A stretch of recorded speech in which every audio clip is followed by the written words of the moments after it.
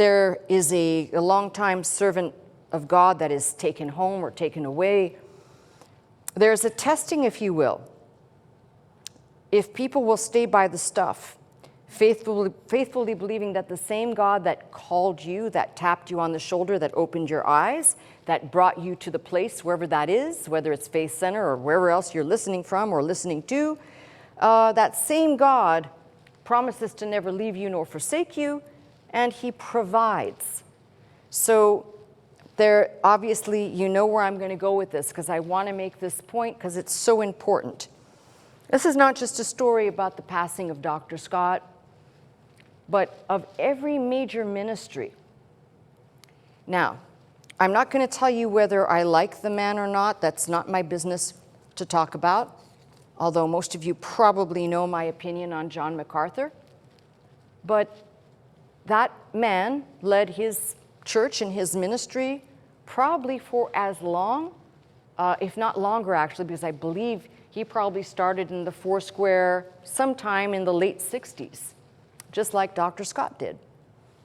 And of course, again, it's not a commentary on the person, whether I agree or disagree with that individual, but it's a commentary on what happens to the church. And this is a huge problem. See, remember, I was just talking about tea, right? Instead of gospel. So the person who comes after might not be your cup of tea, but if they're preaching the gospel, you better sit still, because that's the place that God called you to. And the only reason for you to depart is that the gospel is no longer being preached.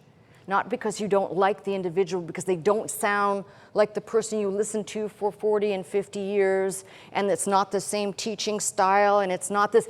Are they teaching and preaching the gospel? Period. That is the criteria.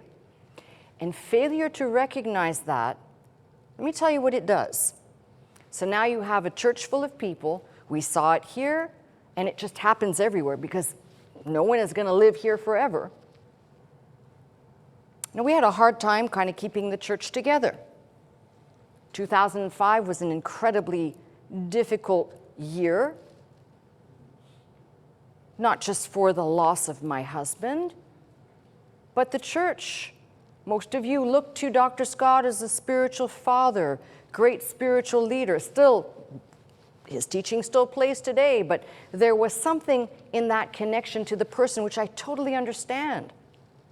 But there were many people here that just shook their head and said, nope, I can't be here if he's not here. Well, again, this is exactly what I'm talking about. Here is one man called by another to take up the mantle. And he could have said, if my Lord is not here, if Elijah's departed, I cannot minister. Because I just can't, without Elijah, I just can't do it. Do you see where I'm going? With God, all things are possible. And that means the church, this church or any other church, has a responsibility. You don't just decide if something, God forbid, happens to me, or when God takes my breath away. I don't know if there'll still be a church here. I've told you the future of this ministry depends on you and what you decide you're going to do with this church.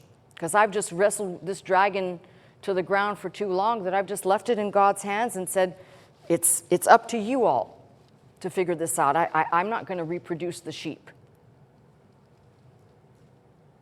The point is to understand that just because the leader is taken away, there's an even greater duty to pray for the person that steps into the pulpit, not for them to be the replication and the duplicate of the person that was there before. That will not happen.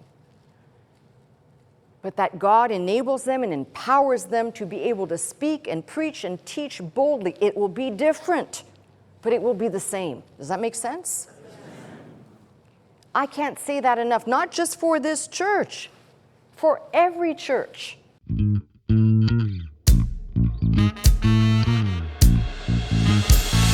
To this house, magnify the Lord, lift up holy hands, our hearts in one accord, worship and bow down before Him, exalt His name today. Come into this house,